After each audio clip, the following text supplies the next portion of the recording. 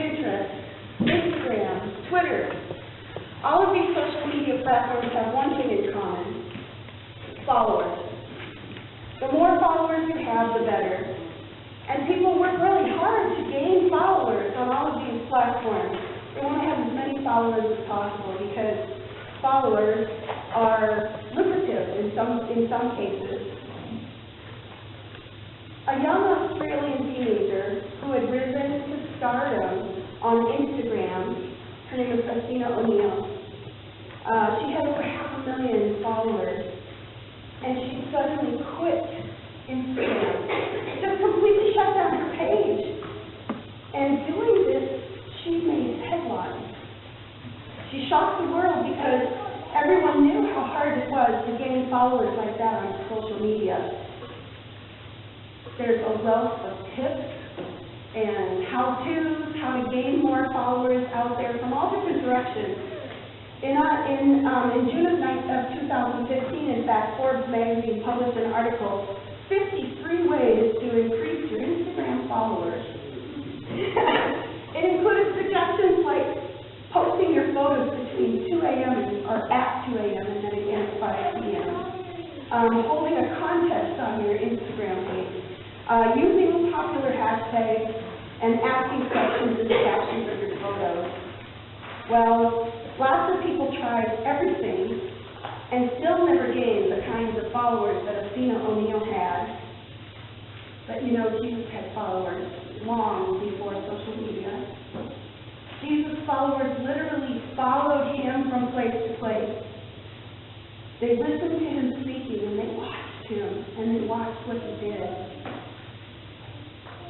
So why do we follow people today? What is it that we follow them for, like on social media and things like that? Well, usually it's because they're beautiful, or they're rich, or they're talented, or they're great at sports, or sometimes it's just because they're such a train wreck that we can't turn away. But sometimes, though, we actually follow people because we like the message that they have. And people followed Jesus for a variety of reasons like this. Many people followed Jesus simply because they were curious. They had heard the hype, and they wanted to see what it was all about. Others followed Jesus because they had heard about his miracles, and they wanted to see something magical, something truly astounding happen. They wanted to just get a glimpse, so they followed him. To them, Jesus was nothing more than a phenomenon. And some followed Jesus because they wanted to be healed. They wanted him to touch them.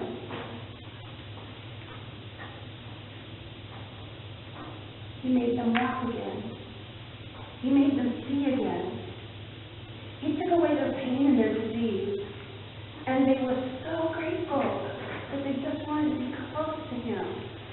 And so they followed him. But then there were also those who followed Jesus because he spoke the word of God with such power and such authority. He preached a message of hope and good news that was inviting and captivating to people. They followed him because they believed that he offered truth and life. They followed him because they believed he was the Messiah. They loved him, and they were devoted to him. Mary Magdalene was one of those followers. Did you know that Magdalene is not her last name? Mary was a woman from Magdala. They called her Magdalene, kind of like I'm a woman from Minnesota, so they call me a Minnesotan. I would be Lori the Minnesotan, like she's a Mary Magdalene. When Mary met Jesus, there were 7 demons inside of her. They were possessing her, they were controlling her and tormenting her. 7 of them. And Jesus freed her from these demons. You know, it seems to me that we often breeze over this part of the story, maybe because we really don't know what it was like to live with demons inside of someone. But just imagine for a moment how horrible it would be to have that happening inside of you and have no control over it. We are not told exactly what she experienced with those 7 demons inside of her, but we do see descriptions of demon possession in other places in Scripture. When we read those accounts, we learn things like demons spoke from inside their host. We learn that they caused their hosts to run wild like animals. It caused them to tell futures. They caused them to prostitute themselves or to contort and spasm uncontrollably. I imagine these demons were driving Mary crazy from the inside of herself. 7 separate entities tormenting her and making her do and say things against her will. Can you imagine what that would be like? Not to be in control of your own body, not to be in control of your own thoughts, not to be in control of your own words and actions. Maybe you can. Now imagine what it must have been like for her to be set free. I imagine that she must have felt maybe like a drug addict feels to be set free from addiction. Or maybe like a schizophrenic would feel if she were healed from the torment of her hallucinations. Or maybe she would feel like someone with Parkinson's disease or epilepsy would feel if they were freed from their body's involuntary contortions and spasms. How would you feel? How would you feel if you were suddenly set free from your worst nightmare? How would you respond to the one who set you free? Mary responded with love and devotion. She became one of Jesus' most faithful followers. She traveled with Jesus and his 12 disciples. She went from town to town with them as Jesus announced the kingdom and taught about the love of God. She was a walking, talking, living, breathing testimony of God's power and love. But not everyone responded favorably to Jesus. The religious leaders of Jesus' time found Jesus' popularity very threatening. Jesus was gaining followers while they were losing followers. And they were not okay with that. They must have felt, maybe the way Beyonce felt after being on top for a long time and Kim Kardashian stole her reign as the queen of Instagram. But now both Kim and Beyonce are knocked off the top and somebody else is in their place. It must have been how the Pharisees felt. The religious leaders didn't have Forbes-free advice to increase their followers, and so they came up with their own strategy, and their strategy was to kill Jesus, to get rid of him. And so they conspired together to find a way to have Jesus put to death. Being a faithful follower of Jesus didn't always come easy. There were hardships. There were dangers. And Jesus warned his followers that following him would not always be easy. He warned his followers that they would be insulted and mistreated because of him. Matthew 5:11 says, "Blessed are you when people insult you, persecute you, and falsely say all kinds of evil against you because of me." So even though we face hardships, we are blessed. He also warned his followers that they could even face death because of their association with him. Matthew 24:9 says, "Then you will be handed over to be persecuted and put to death, and you will be hated by all nations because of me." It doesn't cost us anything to follow our favorite people on Instagram or Twitter. But Scripture assures us that it will cost us something to follow Jesus. Philippians 1:29 tells us that we have not only been given the privilege of trusting in Christ, but we have also been given the privilege of suffering for him. And for some, the cost is very high. Take, for example, the story of a young man Uzbekistan. In 2007, when this young man was an exchange student here in the United States, he made the decision to follow Jesus. But he didn't anticipate the high price that he would pay for his decision. Shortly after his high school graduation, this young man telephoned his Muslim parents in Uzbekistan, and he told them of his newfound faith. And as a result, his father disowned him, making it clear that he was no longer welcome in their house. This young man was told never to speak to his mother or his siblings ever again. His father withdrew all of his funds from his U.S. bank account. He arranged to cancel his son's U.S. sponsorship and his college scholarship, and even drew up legal papers declaring that this boy was no longer his son. I'm not using this young man's name today because recently I received an email from him saying that he still receives death threats because of his decision to follow Christ. The price he paid to become a follower of Jesus is very steep. But knowing the price that Jesus paid to save him from the grip of sin and death, knowing that, he stood firm in his faith. And you know, as devastating as that must have been for an 18-year-old young man, he remained strong in his commitment to Jesus. Here's a quote. He said, "I'm not sorry I accepted Christ. I am not sorry for getting baptized. And even though my parents did what they did, I'm not sorry for anything that has happened." This young man faced an uncertain future with confidence that God would lead him.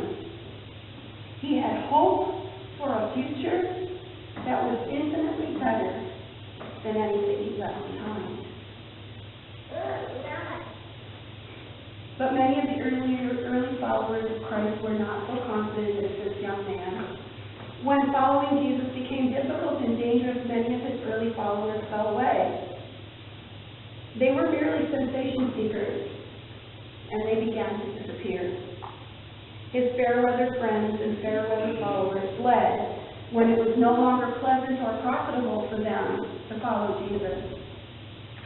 When Jesus hung on the cross, even many of his more serious followers walked away. Luke 23:48 says, "When all the people who had gathered to witness this sight saw what took place, they beat their breasts and they went away." Even some of Jesus' own disciples fell away, at least temporarily, like Peter, who denied knowing Jesus when he feared for his own life. John 18:17 says, "You're not one of that man's disciples, are you?" And Peter said, "No, I'm not." But there were a loyal few who continued to follow Jesus unwaveringly, and Mary Magdalene was one of those few. She stayed and she looked on as Jesus was crucified. She was still there when they took his body down from the cross and carried it away and laid it in a tomb. She sat with the other Mary, who, by the way, might have been the mother of James and John, who was at the cross with her. And she watched as they rolled a large stone against the entrance of his tomb. Mary Magdalene was still following, undeterred. 3 days later, she returned to the tomb with the other Mary to put embalming spices on Jesus' body. But when she arrived at the tomb, he wasn't there. Her breath caught in her throat. Grief gripped her heart. Tears filled her eyes. Her Lord's body was gone. Someone had moved him. Who would do such a thing? She turned to run, and there she came face to face with Jesus himself. She didn't recognize him at first until he spoke her name. "Mary, It's me, he said. Jesus had risen from the dead, and faithful Mary, the Magdalene, was the first to see him alive again. What a privilege! What an honor to be the very first, and what joy to see his face. This was her incredible reward, to come face to face with her beloved Jesus. Oh, how sweet that must have been for her. And you know, one day, if we choose to follow Jesus, this will be our great reward as well. But it will cost you something. It may cost you some of your relationships. Friends who disagree with what you believe, or just don't feel that they have anything in common with you anymore, you're going to see one of those. It may cost you your pride. When people ridicule you because they think their modern thinking is more enlightened than your faith, or that your faith is outdated and ignorant.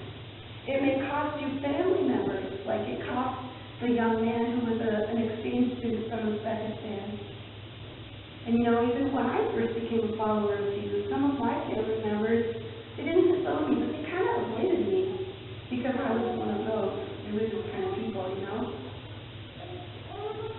It cost Peter, the disciple, everything.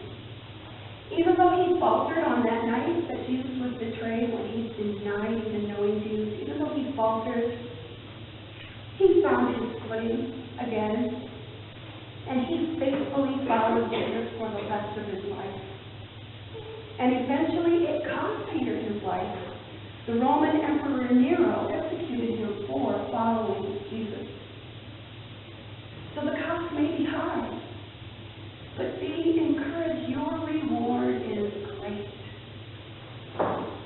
Like Mary, you will be free from the things that hold you, the things that enslave you. When you follow Jesus, your past no longer determines your future. Like that young exchange student, you will have a hope for a brand new future, even in the face of great challenges. In the midst of pain and struggles in our lives, Jesus will walk beside you and give you strength. With Jesus, you will never be alone. Jesus offers peace, joy, forgiveness, healing, and hope. And yes, one day you will enter the kingdom of heaven and you will see Jesus face to face, just like that faithful follower Mary did. And when you do, he will call you by name. Amen? Amen. Would you please pray with me as we stand, Lord?